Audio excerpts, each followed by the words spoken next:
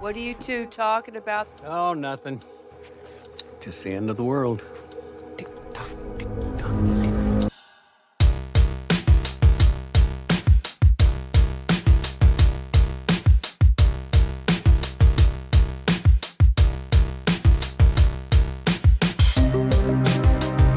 Oh yeah, you're ready, baby.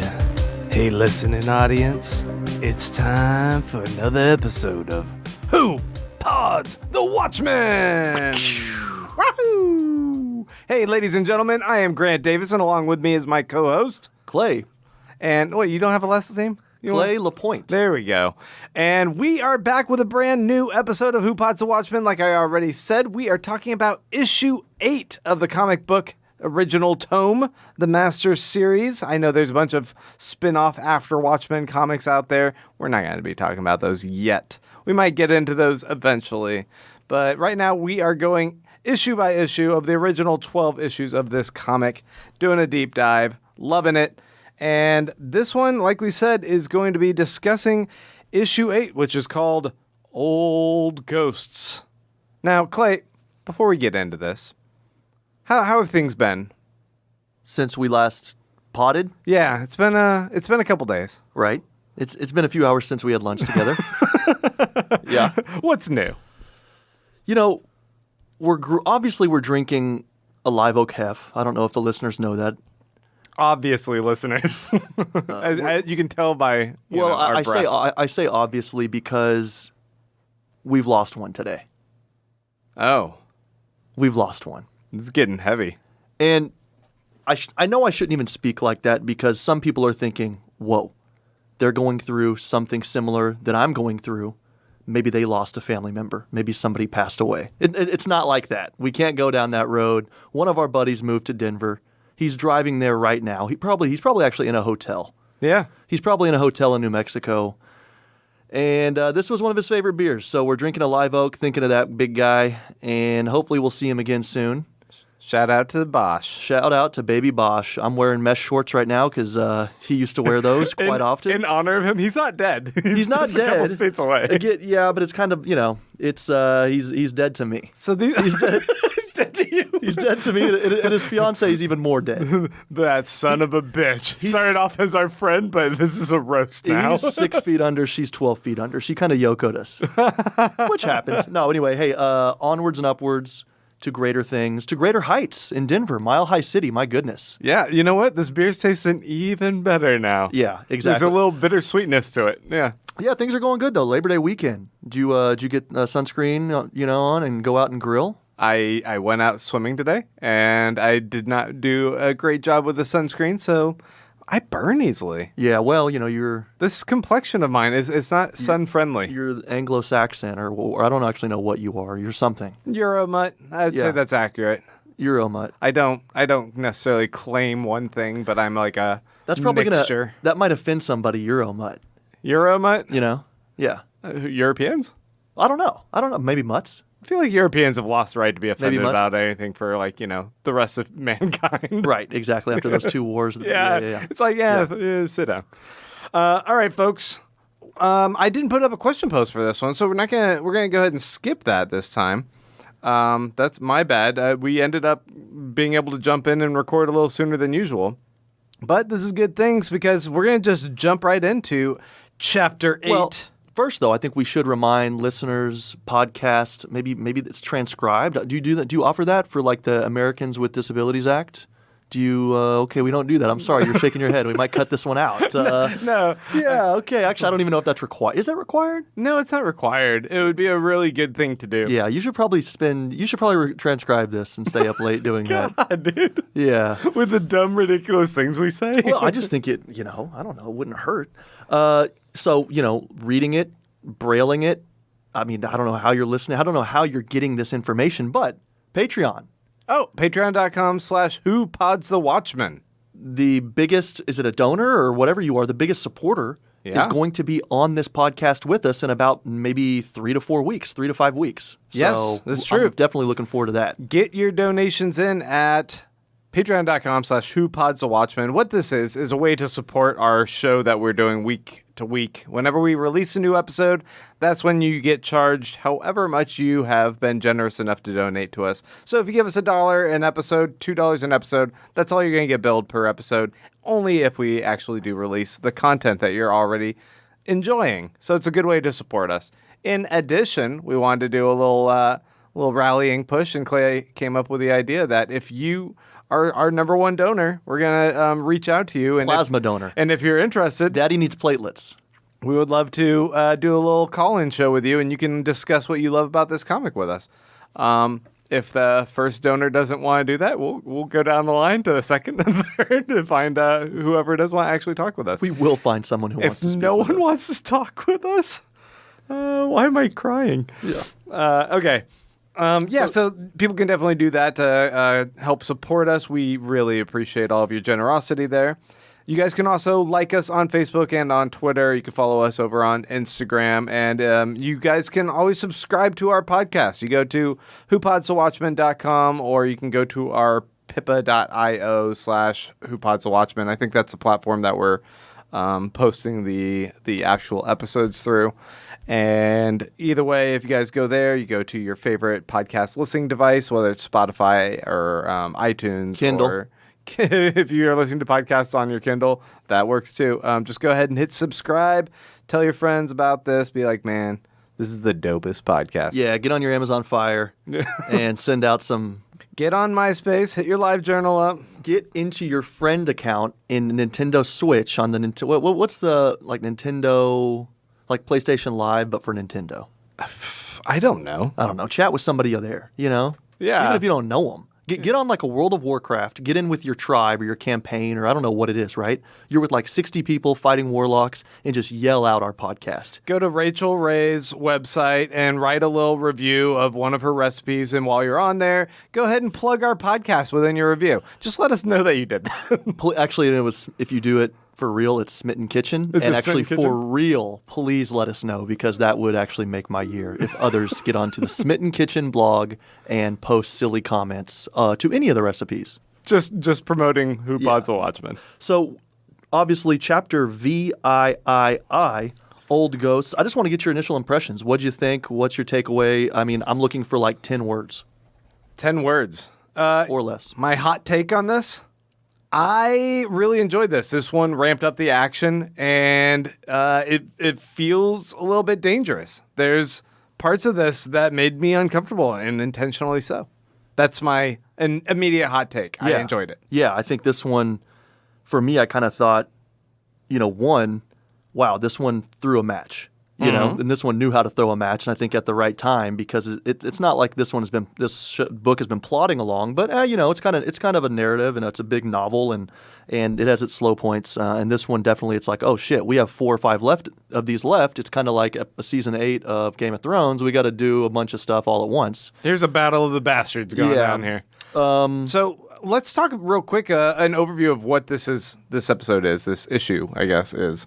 So this one's called Old Ghosts, and this touches base with the jailbreak going down for Rorschach that was planned in the last episode, or issue. I keep calling them episodes, with Night Owl and Laurie, Silk Spectre 2, they are going to go and break him out of Sing Sing. So they're planning that, and then they go and execute the jailbreak. But meanwhile, we also get a glimpse into a whole bunch of other worlds that are going to all be kind of colliding in a way. We have Hollis Mason kind of touching base with Silk Spectre 1. And that's going to be a bit of foreboding, foreshadowing there.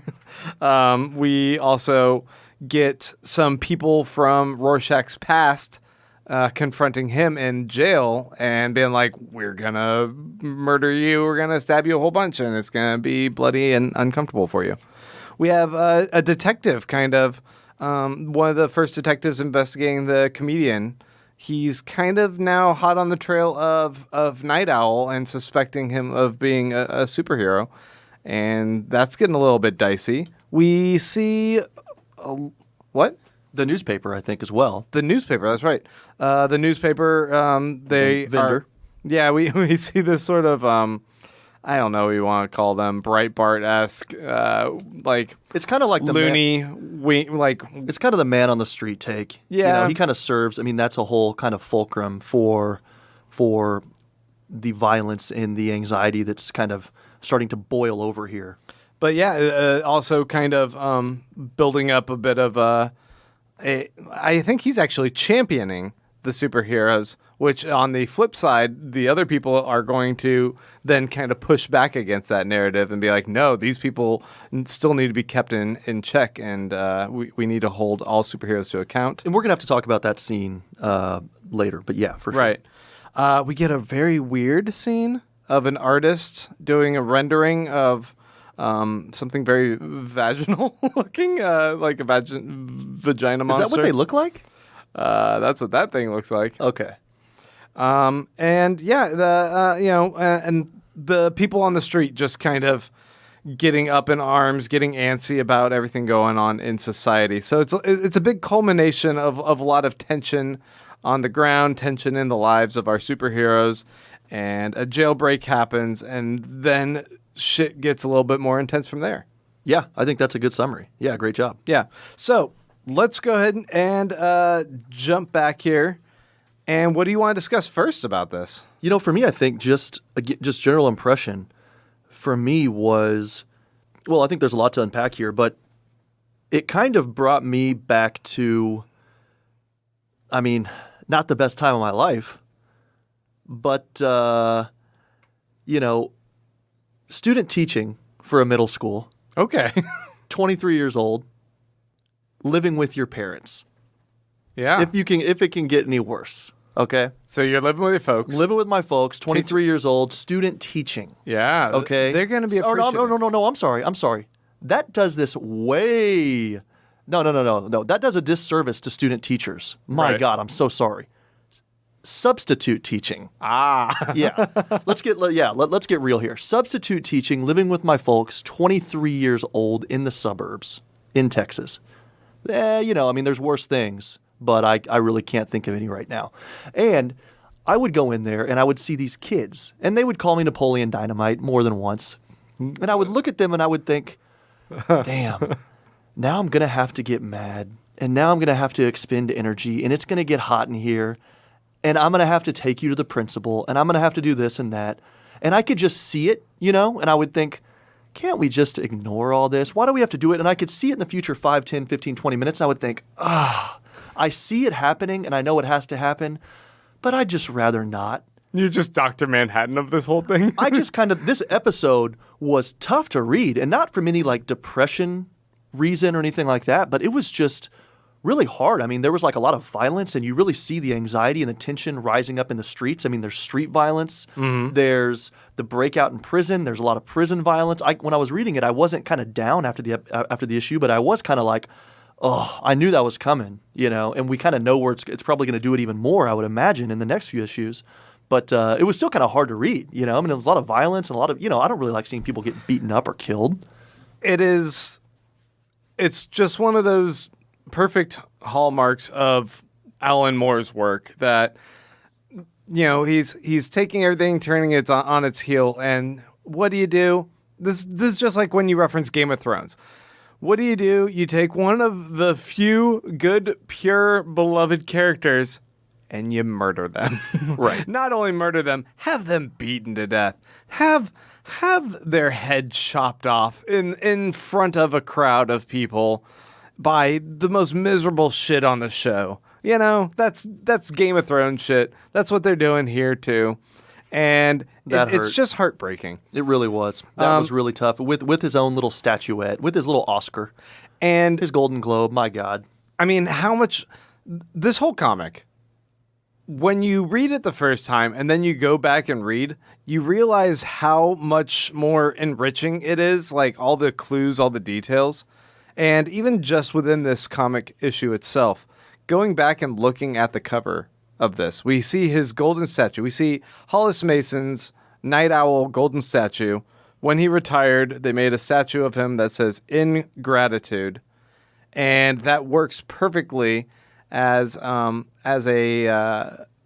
play on words, because you are in gratitude to this individual, but also it's the society showing their ingratitude, as one word, toward him. They're not grateful for what he did. They bust in there and they murder him using this exact statue that he received. And like the name of the issue implies, old ghosts coming back to haunt you. And the sins of his past or his past reputation, the thing that he tries to move beyond, he can't escape the sins of his past, I guess. And yeah, he was a person who donned a cape and tried to be a superhero. He even says to Sally Jupiter when he's talking to her on the phone, he's like, "Yeah, I can't put on that costume again." It's like I'm glad my dad gave me another skill I'm able to move to, and that's something that I find really rewarding in my life. But he doesn't seem to dwell on the days of being a costume superhero, and that makes it a little bit more tragic. It's not like he loved that part of his life. He's glad to be done with it, and yet it comes back, and that's the reason he gets killed. He probably enjoys tinkering with cars and doing all that. I mean, that he chose that life, so for sure. But you can't escape your past. But really, was his past something he needed to escape from? I mean, I don't know. We don't really know what he did, and who knows if he was a decent guy or not a decent guy. I don't know. But either way, it just kind of shows that these people are in the crosshairs of society right now because there's a lot of anxiety. It's actually also really interesting when you say, like, who knows about him and, like, whether or not he had evils of his past. Because when we see, and this is jumping to the very end of this issue, but when we see him getting beaten by the, tweaked up gang members that are for some reason always in 80s DC comics. Yeah. I mean, yeah, okay. It's a common trope. They borrowed these stock characters from a Batman comic. Exactly.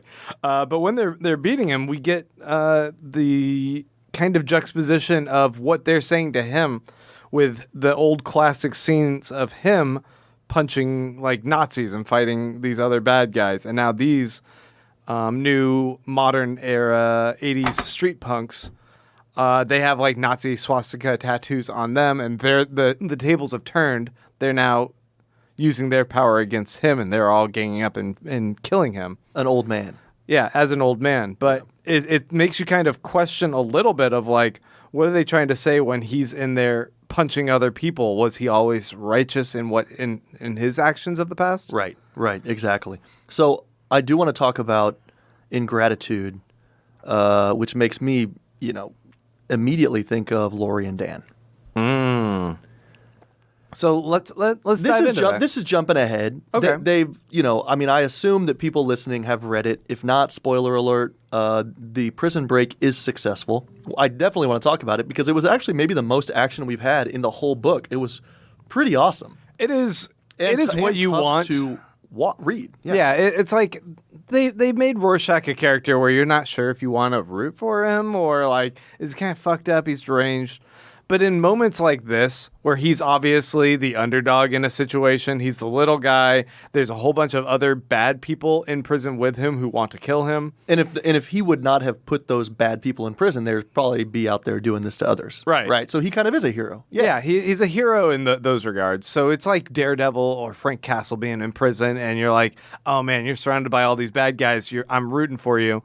Especially with like Frank Castle. It's like, otherwise, you're also kind of a terrible guy at times. Right. But yeah, when we see that they're all ganging up on him, I'm fully in Rorschach's camp. I'm like, I'm rooting for you, dude. Everything you do, I want to see how you get out of this. But were you ever worried? I mean, I was never worried for him. Well, not so much because I've read it before.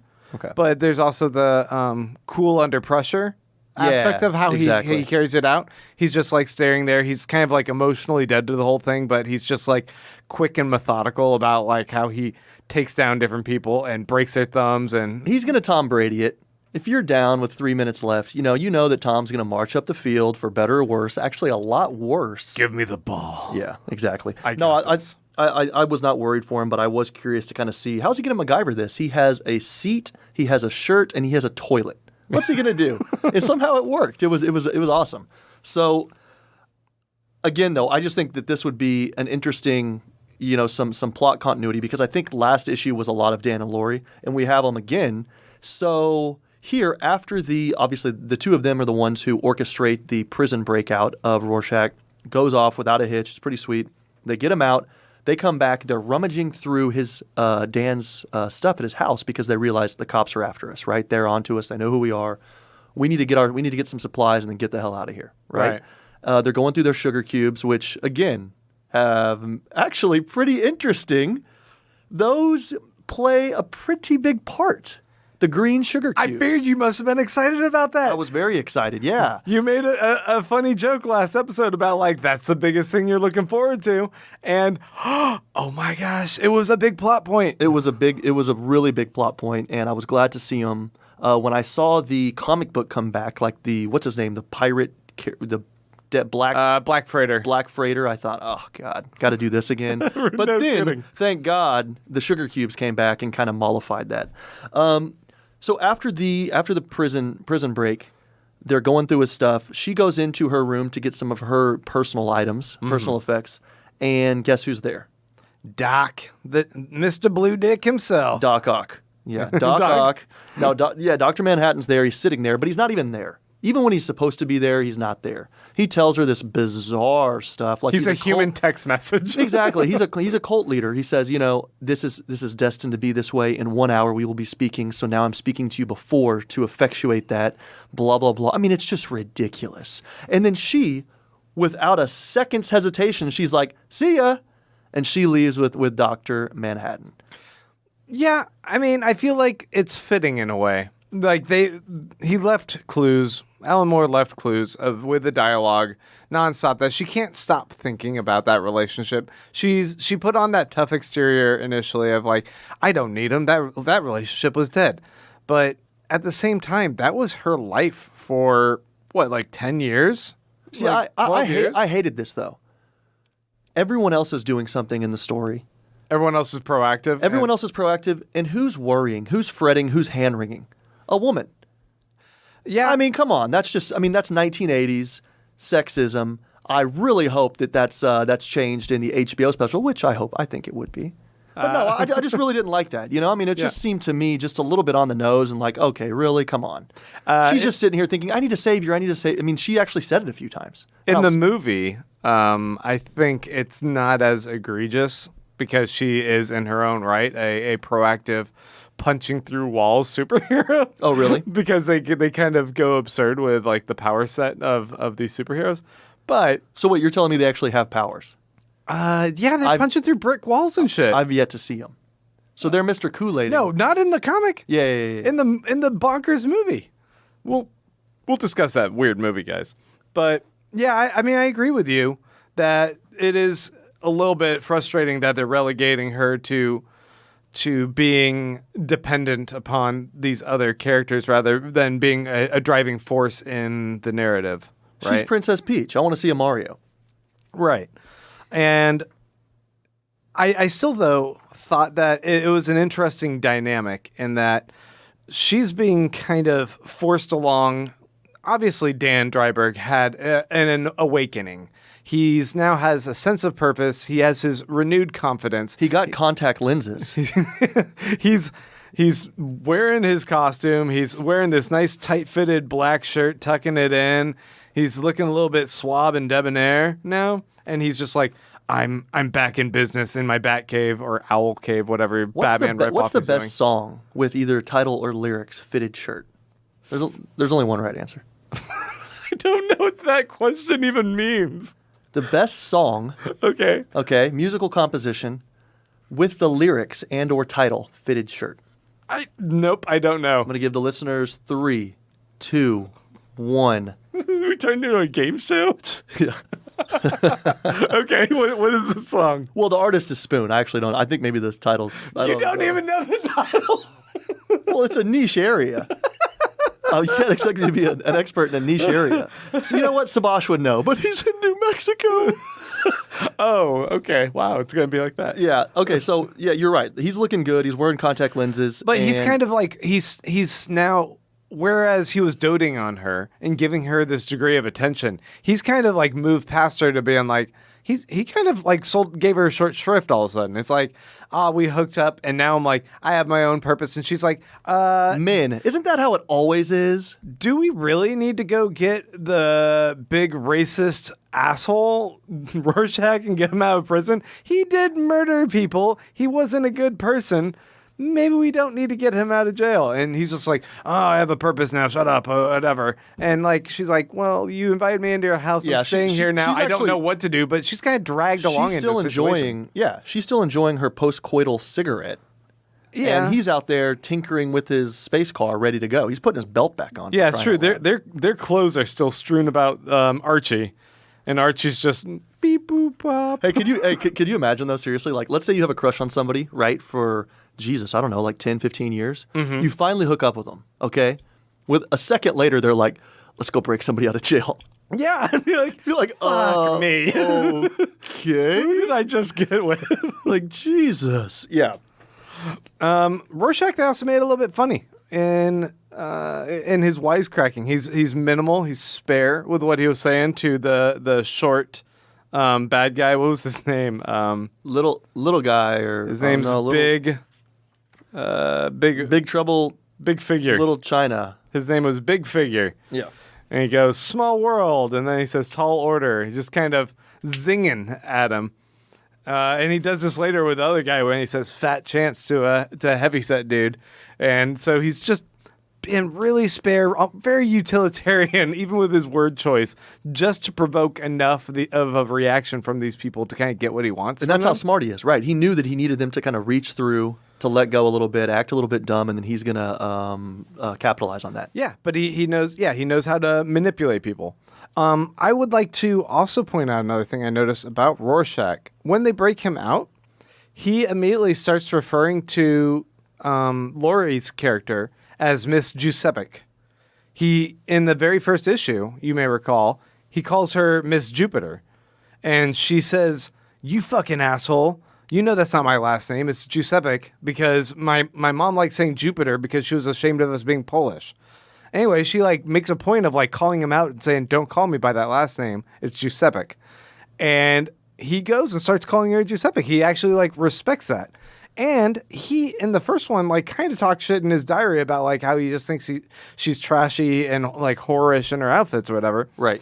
And here he simply like says something like, I never really cared for your costume that much, but I'm sure you already knew that or something. And that's right. like all he says. And he doesn't like belabor the point. Whereas like previously, I feel like Rorschach. Well, he also did accuse her of murdering everyone. Wait, in what part? Here? She's the only one who didn't have a hit out on her or something yet. Oh. I mean, maybe he was joking, but I don't recall that part.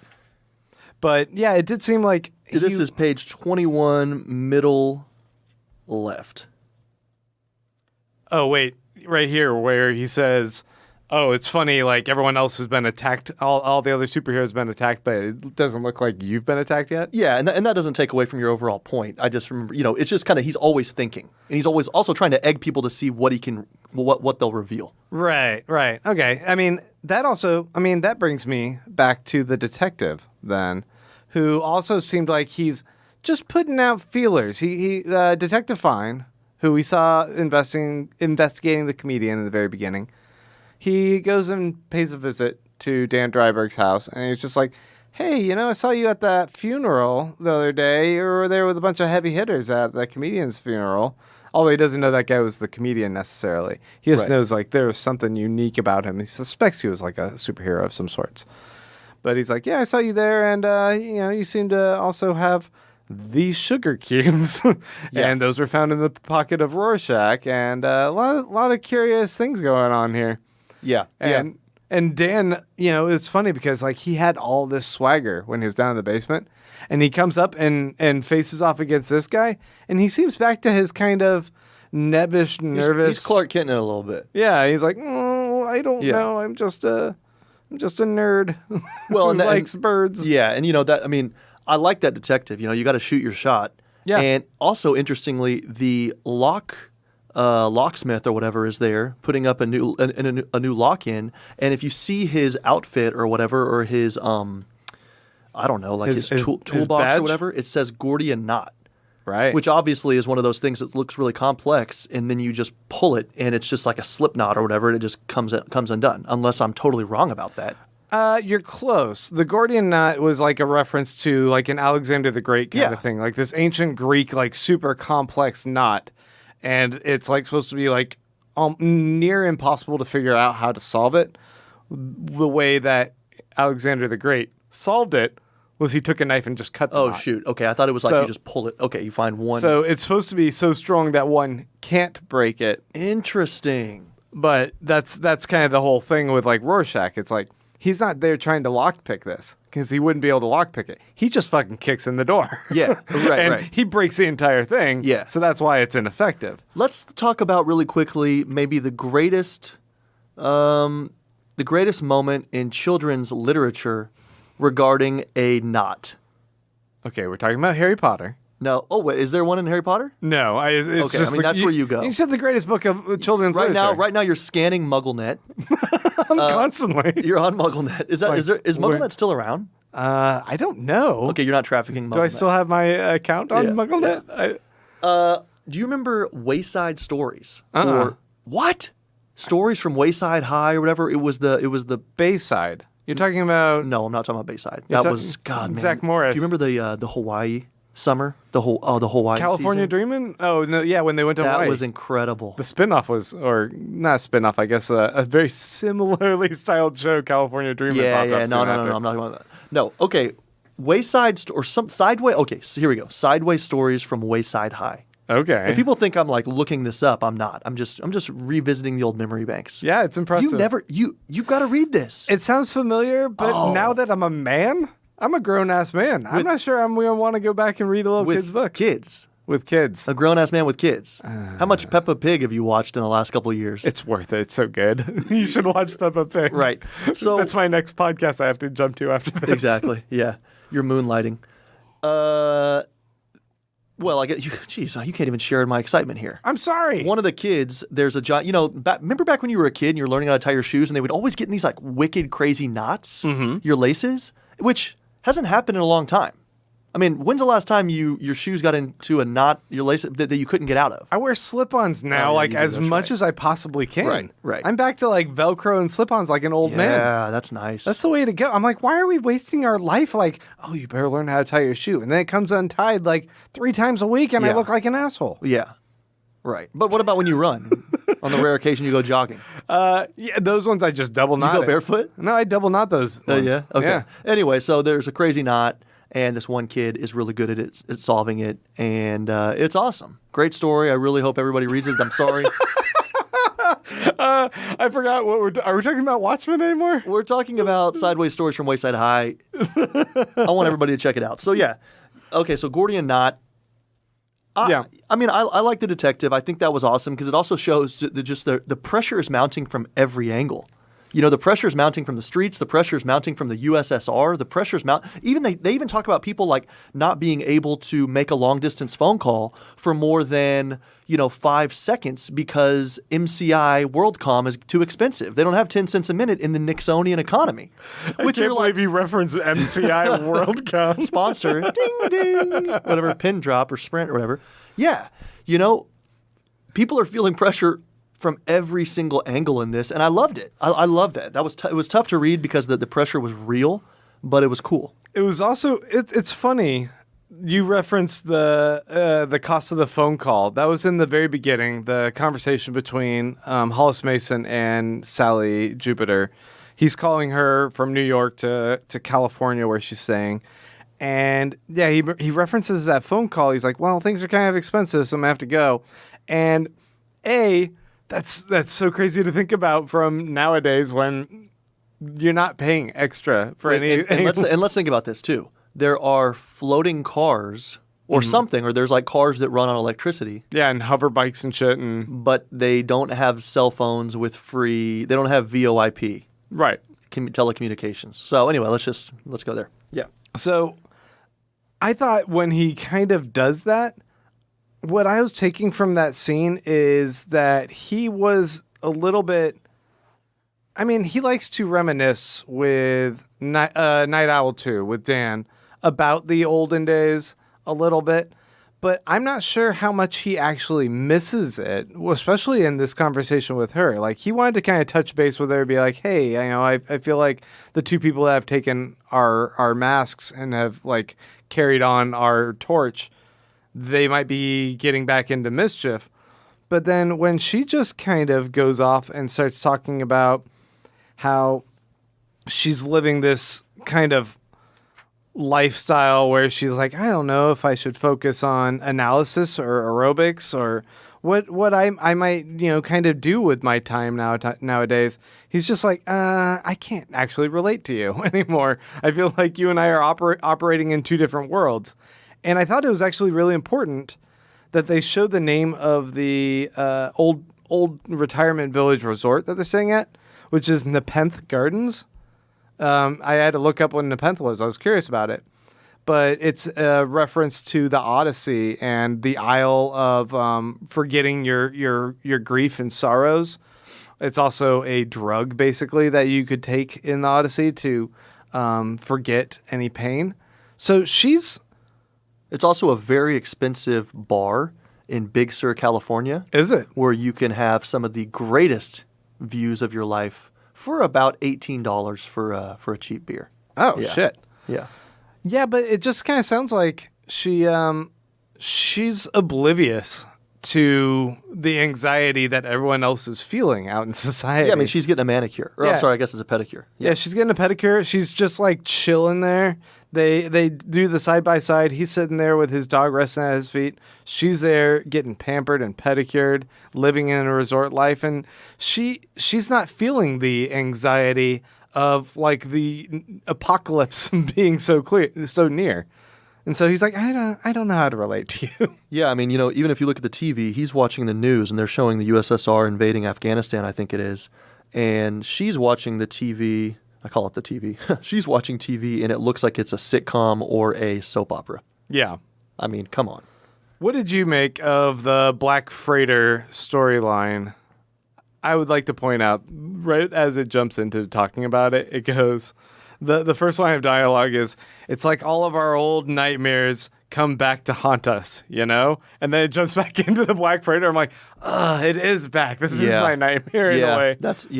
I was really craving those green sugar cubes whenever I saw that. And thank God they came back. But, I wish I could give you a deeper analysis on this, but I skimmed it. I was so tired of having to do this double plot as we go along. It's so tedious at this point. It's tedious, and it also distracts me, I think. I mean, there's stuff to be gained from it, but I'm like, I just wanted to see what was up in the streets of New York City. Yeah, I mean, I didn't give a whole lot of deeper consideration to what's going on. It's a man kind of reckoning. Obviously, what's going on with the character from the Black Freighter is he's diving into, like, full-on lunacy, into madness. He's becoming the deranged person that very likely he was seeking to destroy. He's becoming the enemy. He's becoming as savage as the pirates that he is afraid are going to destroy his family. And it all seems to be, like, going in a direction where he's going to become his own villain. That's what I'm kind of taking from this. Of course. And I'm kind of pissed off because I'm actually kind of, 1/3 of the way through a zombie novel for the last 15 years that kind of does exactly what this does. So The Walking Dead? No. Yeah, I mean, that too. Damn it. Yeah, I have copyright infringement all over the place. But when you're writing, I gotcha. Yeah. But I want to ask you this. From the issue before, I guess last week, chapter 7. Right. They talk about in the news a writer who disappeared named Max Shea. Okay? Uh-huh. They said, Shea, meanwhile, at home, police stopped searching for missing writer Max Shea, having failed to open any new lines of investigation. Shea, who wrote children's pirate comics before graduating to modern classics, blah, blah, blah, vanished from his Boston home 2 years ago and hasn't been seen. Is that the writer of The Black Freighter? And obviously, Shea is the guy who they have this weird 6-panel thing about with the weird vaginal opening that you talked about. Right. Is that the dude? Have Yes. I been paying attention for once in my life? Am I a close reader? Tell me. That is the exact person that the journalists, when they're throwing together the newspaper, they're showing him in that picture. They're like, this is just an old picture we have of this guy, that the writer that disappeared. And then, yeah, that's him. He's on an island, and he's talking about some story that he helped create for a film, presumably, that's being made on this island. And they constructed a creature based on his story, is what he's saying. So Alan Moore, I guess Larry David got all of his plot writing devices from Alan Moore.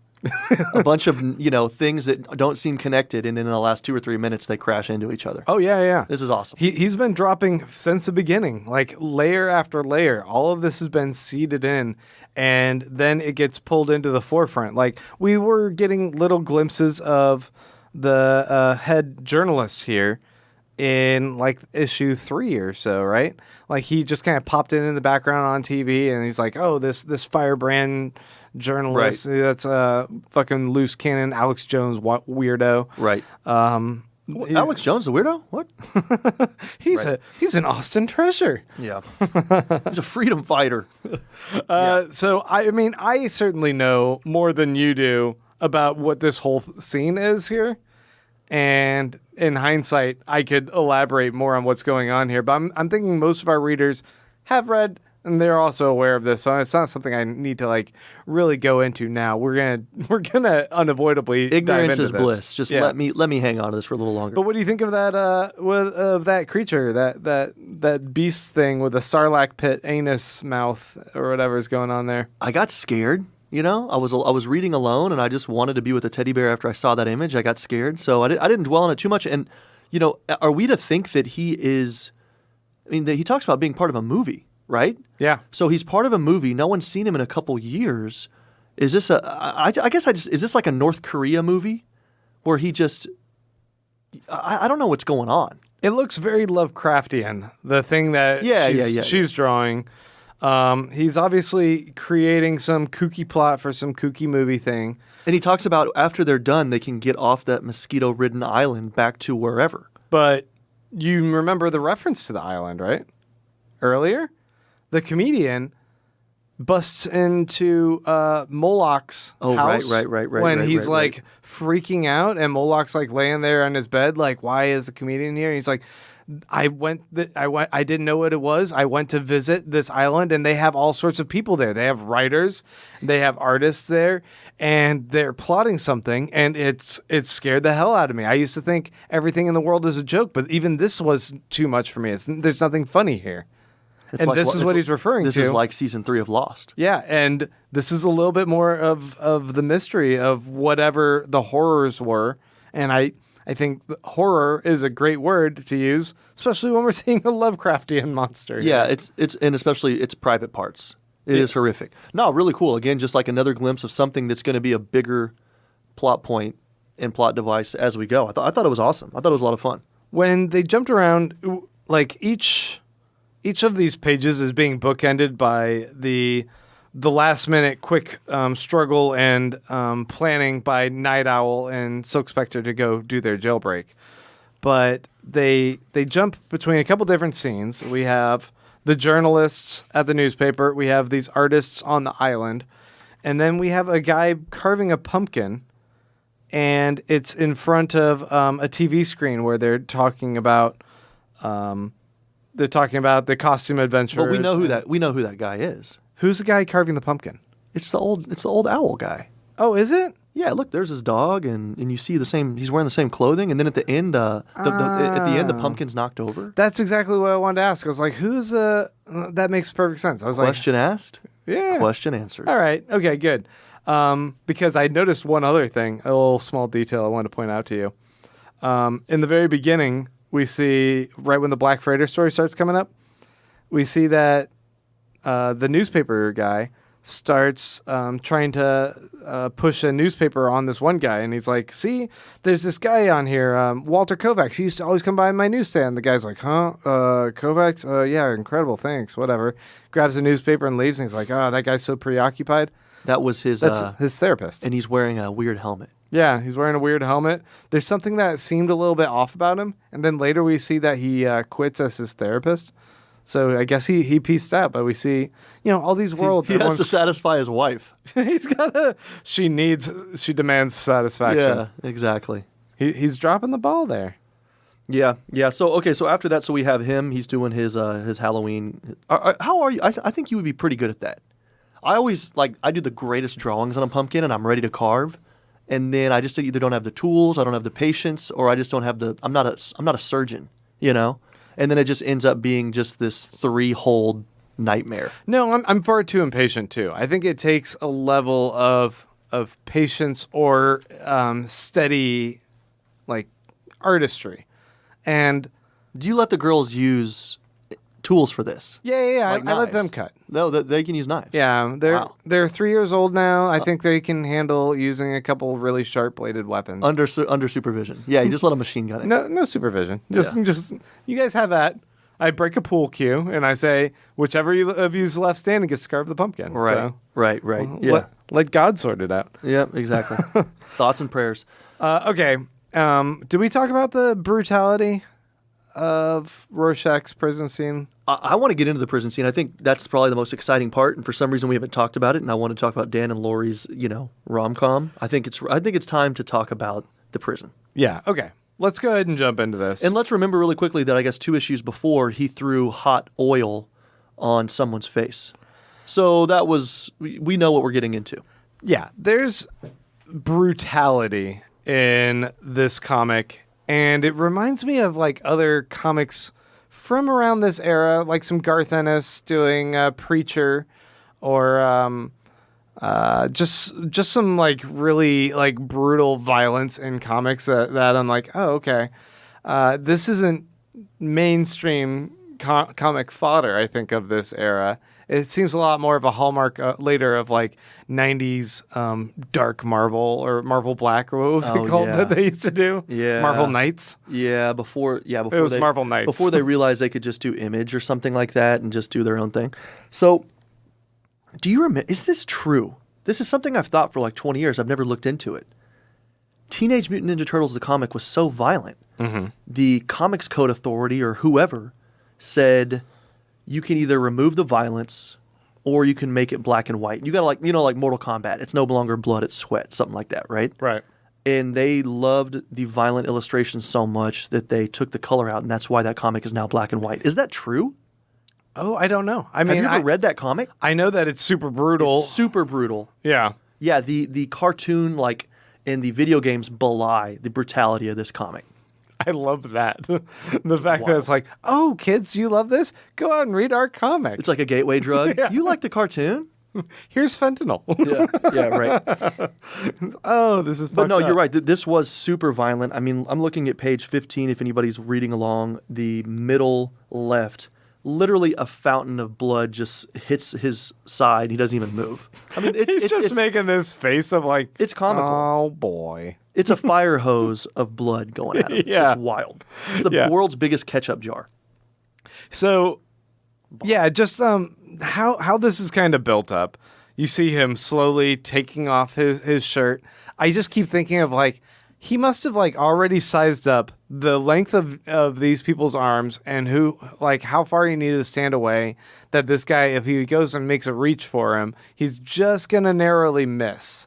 So he goes and stands with his back to this person, oh, maybe you can grab me unawares. And then I'm going to take off my shirt and just get ready with tearing it up. Flip around, grab, snag. And you see how attentive to detail Rorschach is in the very beginning when he's investigating the comedian getting killed, and he's doing the measurements from the outside and inside of the closet to realize that's where he's hiding his costume, right? So he's he has a keen eye for these types of details. He's like Sherlock Holmes in a way. He's oh, if I wait 3 seconds, then counterbalance onto this foot and then do the punch, I'll take him down or whatever. And that's like action Sherlock, though. Yeah, action, That's like Robert Downey Sherlock. Yeah. Or, that's not even the Cumberbatch Sherlock. But he was a fighter, really. Arthur Conan Doyle, there was this whole that. Well, what's that type of fighting called with the cane? The Bartista, I think it's called, is the style of Yeah, Sherlock Holmes fighting. Okay. Oh, then I had no idea. I'm sorry. The Yeah. gentleman's well-calculated fighting that you can use your tools around you. Like work smarter, not harder. Yeah. Okay. But yeah, it just seems like, oh man, he brutally calculates this. He knew that if he prodded on this guy, that this guy would have the power to, if there is a riot that breaks out, to lock in, have first dibs with his guys before everyone else. Because if he had to face down the entire mob, he'd probably die, right? For sure. But everything like that Alan Moore has written out for this makes a degree of logical sense in why Rorschach was able to survive for the length of time that he did in prison. Yeah, absolutely. And I mean, it doesn't surprise any of us that he was still going to be alive when they came to rescue him, right? And there's a degree of justice or bloodlust or whatever you want to call it that Rorschach has that in the end, when he goes and stalks into the bathroom, it's a bit of a comedic moment, but it's also a dark comedy in the fact that he stalked the little guy into the bathroom and murders him. And Night Owl and Silk Spectre are like, well, sometimes you gotta take a shit. I get it. Yeah, I was there too, and this guy got away. Yeah. Yeah. It was really embarrassing. I had to take a shit. And now I figured out, and it's like gross because Night Owl's like, I figured out a solution to my suit. It's like, too much. Right, exactly. I don't even know how you're shitting in your spacesuit. And you talk to a woman like that after sleeping with her, she's going to leave you for another man. She's going to go back to her old boyfriend Fine. who treated her like shit. She'd rather have somebody who's not there enough than there too much, right? Yeah. Speaking of brutality, just a quick, today's September 1st, or maybe yesterday was, I don't know. As of recording this, yes, September 1st. Yeah, sorry, I just gave that away. But we didn't say what year. So we're in the clear. It doesn't matter. We recorded it. We have some anonymity. Brass knuckles are now legal in the city of Austin. You can carry brass knuckles. Really? That's one of the laws that came into effect. Do you know what else? Cigarettes now 21. No lewd photos if somebody didn't ask for them. So you can still send pictures to your wife if she asks first. Sweet. And I think now you can get beer delivery. I just read, and this is a bit more tangent, folks, but I just read that there's actual zoning areas where it is illegal for public consumption of alcohol, and otherwise you can walk around with a beer in most areas of Austin, and it's does it have to be like aluminum versus glass or something? I think they prefer can. Yeah. The cop will pull over and say, hey, next time, we'd prefer if you drank that out of a can instead of a bottle, sir. Have a good day. But there's like these zoned areas where it's like definitely no public consumption of alcohol. But otherwise, if you're like walking around your neighborhood, you're walking around other areas, like where you live and where I live, we can walk up and down the street with beer. And don't you do that? Don't you do that anyway? Yeah, generally. Yeah. But I always had this kind of underlying idea that like if a cop came over, I'm throwing that can in the yard. Right. But I guess it's fine. I would as long as you're not drunk. I would love to see you walking with your girls, and then a cop pulls up and you just throw your can in the yard. White trash Hall of Fame.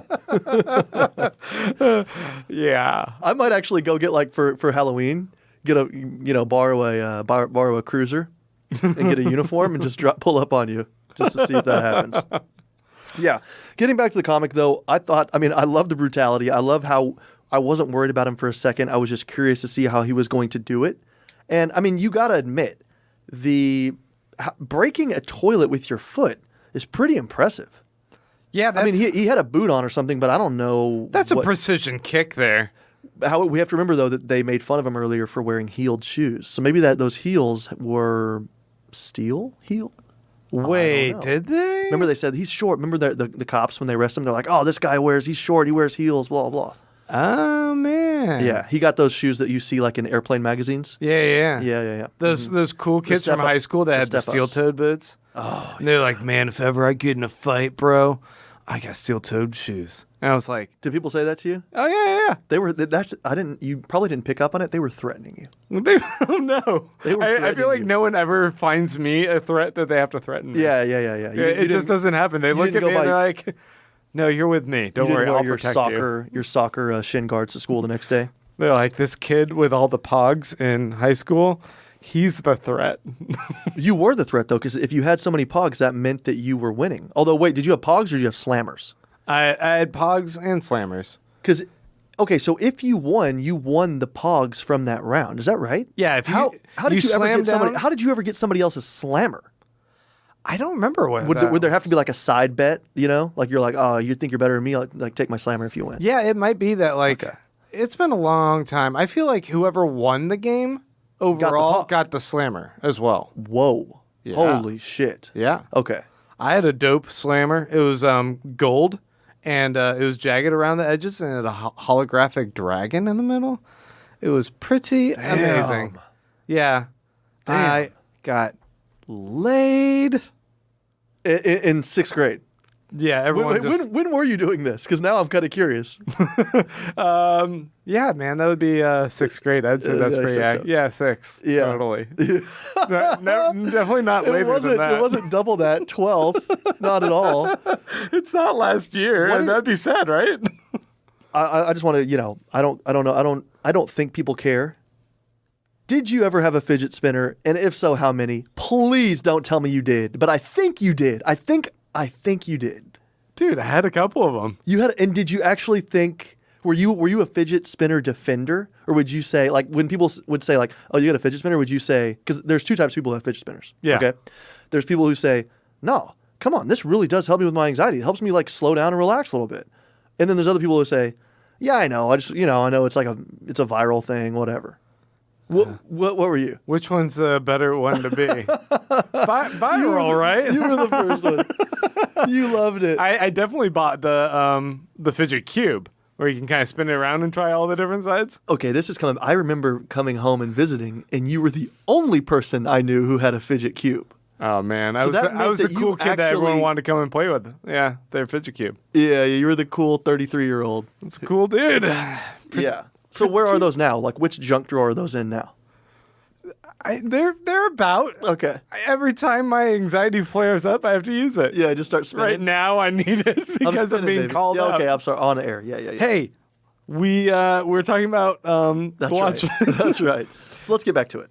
So yeah, the return of John. He's obviously there. He says kind of in his creepy blue ghost way, like, we're going to talk in an hour. You're going to try and fail to convince me to save the planet or whatever. And that's like very ominous. Like, oh, that's fucked up. Yeah. I know we've kind of debated a little bit back and forth about the idea of whether or not he is fully omniscient, like to the degree like he can see into the future. Can I actually back up? I know you were trying to get back on track, and I am going to stay on the comic. I swear to God.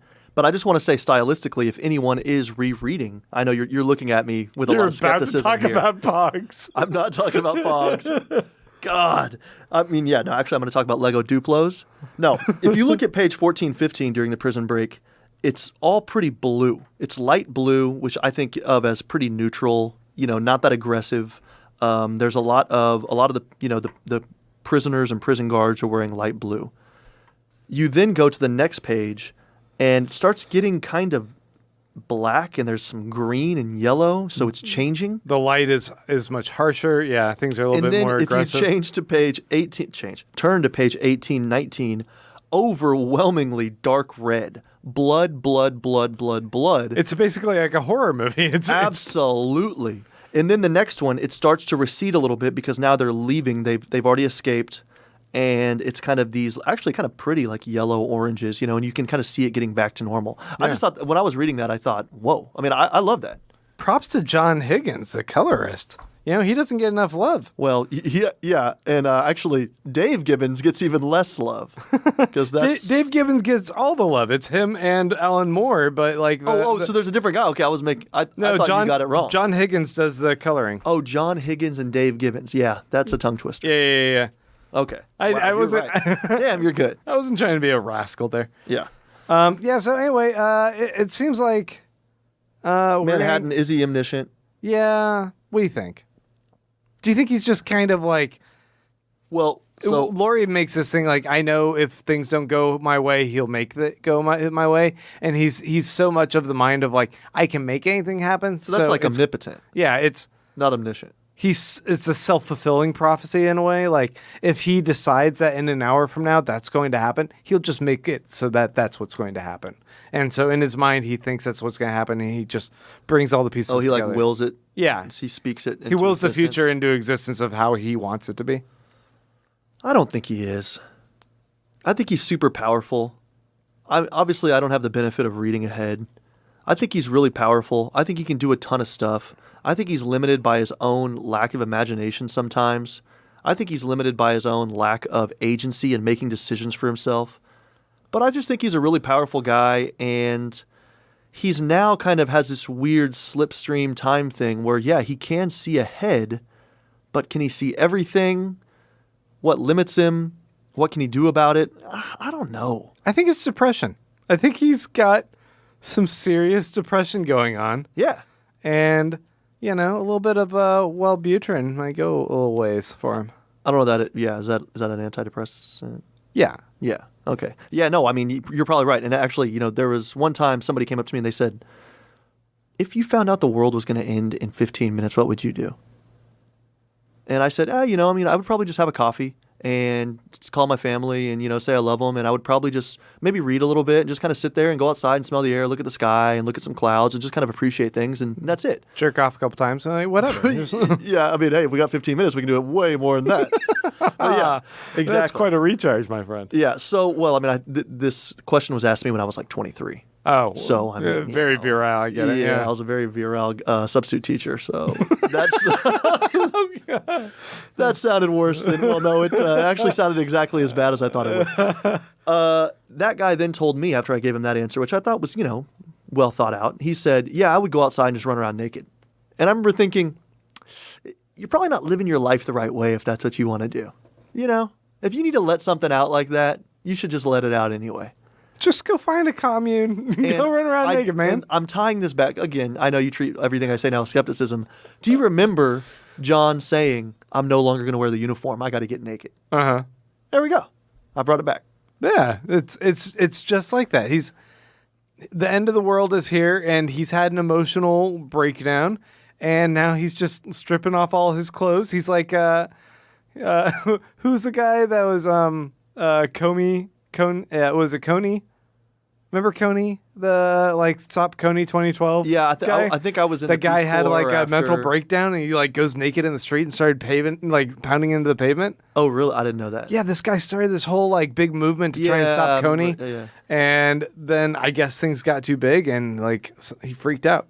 He was selling too many Lance Armstrong bracelets. He painted his body blue, and he just pieced off to Mars. Yeah. It's the same thing. Yeah. No, I mean, I don't know if he's omniscient. I don't know if he's omnipotent. It's funny that, at the beginning of this, I think when the first issue we did together, or maybe it was, I don't know, maybe it was one after that, it was his backstory. Whenever he kind of, gained all of his powers, it was really interesting. And I remember thinking, oh, shit, this is cool. Finally something interesting.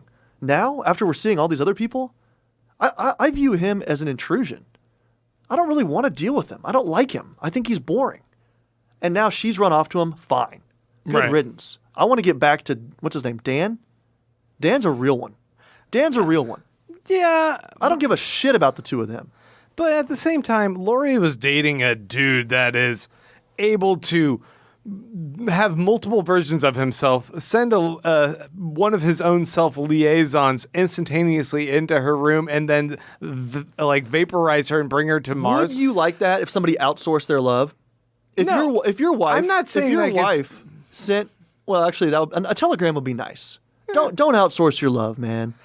Send yourself. I'm not saying there's any attempt to rekindle that relationship. Okay. I think that there's a little bit of Stockholm syndrome in a way. There's a little bit of emotional manipulation, and there's a dramatic power differential between them that in a way it's an abusive relationship. He's using his ability to force her into situations that she wouldn't necessarily agree to, I think, in other circumstances. Like go to Mars? Yeah, but now it's you're going with me to Mars. I've seen it in the future. And she's like, what the fuck else can I say at this point? Fine, let's go. I mean, she's been mostly kind of complaining about their relationship. I don't necessarily think she's so emotionally dependent upon him that she's just wishing for that relationship to come back. Yeah, she says, I better do as he says. I know him. He doesn't change his mind. Right. And that sounds like she's like survivor of a bad relationship there, right? My goodness. Yeah. That's, Well, now I changed my mind on her after rereading that. Jesus, it's sad. yeah, it is sad. And then I love how Rorschach right there goes, Daniel, doorbell ringing. People outside, Daniel. Police. It's like the great. most he talks. Hammering now. Best hurry. His voice isn't all weird. He's not in Rorschach mode, Right. like as far as like the character that once he and the affectation once he puts on his mask. The drunk typeface. Yeah. Yeah. So he's not being weird. He seems like the better of both worlds in a way. He's Yeah. got the cunning and the conviction of Rorschach, but Which is he's what they need. also seems to have a little bit of the eloquence and a bit more of the social graces that Walter Kovacs may have operated to a degree with. Social graces Or in him. Yeah. I Yeah. say like when he's That's all writing in relative, you're right. his diary or whatever, he's not just eating hobo beans anymore. But that's a man who writes a diary. He's looking ripped out in his tank top there. Yeah, I was gonna say, what do you want to call that? 'Cause I don't think we're allowed to say. It's covered in blood. I don't know. I don't think we're allowed to say wife beater anymore. No, that's why I went for tank. But what do we say it now? Say I can't talk. How do we say it? How do we describe that article of clothing? Tank top. It's no, a tank. no. I think you call it like an A frame or H. Isn't it something It's like an that? A-frame, yeah. Oh, for real? It Yeah. is. Okay. But that also sounds weird. If I heard A-frame, I would be like, you're talking about like woodworking. And we're not equipment. allowed to say wife beater because it kind of makes fun and makes light of something that's like a serious issue. I'm trying to. I didn't know this was a thing until like last year. Yeah, I mean, I would say there's an obvious degree of a lack of sensitivity. Yeah, like I with wouldn't walk around and be like, oh, you just got scalped. right. That's a Right? great example. Yeah. Yeah, it's- okay. I feel like there's certain words in our lexicon that we have to go. Oh wait, what did that mean? Let's revisit that. Yeah. Yeah. That's that might be a little bit. And football season is offensive. starting up, and now we still have the Washington Redskins. So Yeah. Well, Jesu Christo. it's baby steps. So what? Did you want to go on Dr. Manhattan, or can I go on to something else? You can go on to something else. Okay. So what do you think now that the game is afoot? I guess we can say, and the detectives, they find out where Dan's living. They go into the basement, and it's gone. Can we talk about that one scene right there? Yeah. It's a little thing. Yeah. But look in the hallway, and what do you see from the gun of the dude standing there? It's flaring up. He took a fucking shot. Like, they're going in here, like, investigating, maybe seeing if there's someone they might need to arrest. But he sees a ship going out of there. He's shooting. He doesn't even know what the fuck he's shooting at. What are you doing with your gun taking a shot? Yeah. I mean, Are we that's like the surprised? most realistic depiction I was gonna I've say. seen there. I was gonna say. Yeah. Of course you're going to be so could- irresponsible. He couldn't predict that we wouldn't have to pay long distance rates, but he could predict that police would still not know how to de-escalate things. Yeah, police brutality. They're going to shoot first, then ask questions, apparently. Absolutely. Just reckless. yeah. yeah. So, do you think they're going to serve any more? Well, sorry. Go ahead. No. I was going to ask you. Do you think that they're going to serve any more function? The investigators? Yeah. I mean, what else can they do? I mean, I kind of think that now it's going to be about the superheroes.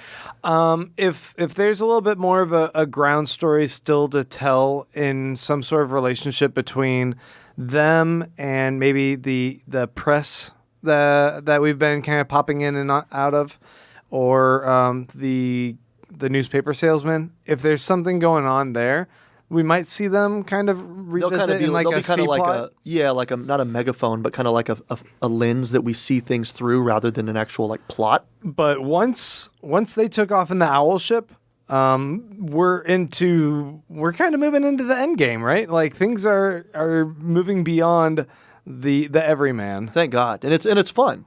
Yeah, It's super sweet, and I think that for me, I don't like Dr. Manhattan because it's too superhero-y. But whenever we have these other guys who I don't even know if they still have powers, I'm like, okay, I want to see them get involved. This is a lot of fun. Rorschach's very good at killing people. I mean, there's something to that. Yeah, define power. I also want to, just hats off. I mean, moment of silence. Well, not really a moment of silence, though, because I know that dead air is a bad thing on a podcast. Yeah, we don't want. So a moment of silence of sorts about the third dog that died. Did they kill the dog too? You're right. Maybe they didn't. I really hope they didn't. Oh, that's so sad. They might have though. We already had. Rorschach killed the 2 dogs. Remember, whenever he kind of became Rorschach. I'm gonna be so mad if they killed the 3rd dog. But presumably, the dog was there. He would probably try to go in and defend Hollis, and we don't see him, man. And even if the dog's still alive, it's sitting there next to its dead buddy. Its dead owner. Making me sad here. No, I know. And do you remember those commercials where the guy says goodbye to the dog? He goes to work. The dog's waiting for him to come home, and then he never comes home because he was driving drunk and died. Oh shit! Talk about ending this one on a sad note. That's a commercial that seriously moved me. I mean, can you imagine? It's like remember the kid who is a snowman and he comes home and eats some Campbell soup and it melts his heart, and it's just a little kid again. Really quickly, in these sweltering 100-degree days, can we do a little Christmas of July here for a second and think about one of the greatest Christmas movies of all time? And actually, I think this guy played Batman as well. What's his name? Please don't make me guess this one. Val Kilmer? No, not Val Kilmer. Michael Keaton. Michael Keaton is a snowman and comes back. And he dies. He dies, and then he comes back. Jack Frost? Yes. Have you seen it? How many times have you seen it? I have never seen it. What? Oh man, I'm gonna bring you the DVD. I have it in DVD. Do you have a DVD player? No. No, we'll have to watch this some other way. Do you have a Jack Frost player? That's a whole different thing. I don't want to talk about it. If anybody's still listening, I definitely want you to please slide into Grant's DMs and let him know what you think about Jack Frost. And if you haven't watched it, please give it a stream. I mean, do it illegally or not. We're here to promote Watchmen and Jack Frost. Jack Frost. This is actually a Jack Frost cast. Well, as you know, sometimes once you appreciate something and once you think about something, you need to sit, let it germinate, let it hibernate. So you don't go through this without taking a pee break.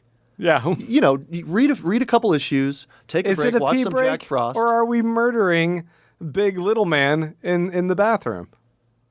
I don't know what you're doing at your house, but I usually just kind of shower and I feel like I really should know that guy's name if I want to make the joke. Big Little Man. Well, no, you're just like me. I think I'm rubbing off on you that you can't remember names. Phrasing. That's inappropriate. Yeah, I'm sorry. So, obviously, we have one more hero that's down. This is a sad one because this guy was really just living his life. And I think for me, it just kind of speaks more to society's anxiety. Oh, hey, actually, can we revisit this? Yeah.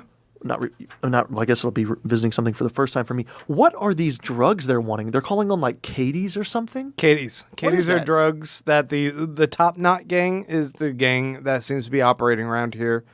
And they take Katie's, which are their forms of, It's like an upper? Yeah, it seems that it's something that's just kind of, it's bath salts or some shit. I don't know. It's fucking them up, giving them a weird brief high and making them irrational and murderous. It's a little whippet. Yeah. My God. So they're high on Katie's, and they go kill, what's his name, Hollis? Mm-hmm. Hollis Mason. Hollis Mason. Great name. Killed with his own statue, which will tell you. The looming shadow of his own statue over his face as he sees that is his death. His death becomes him in the form of his past. His old ghost. I mean, tough to see an old man's house slipper splattered with his own blood, and he's lying there, and little children are asking, "Hey, are you okay?" There is Christ on a such maturity, such poetry, such consideration to the artistry, to the writing of this comic book, like the framing, the design, the coloring, all the way through and through.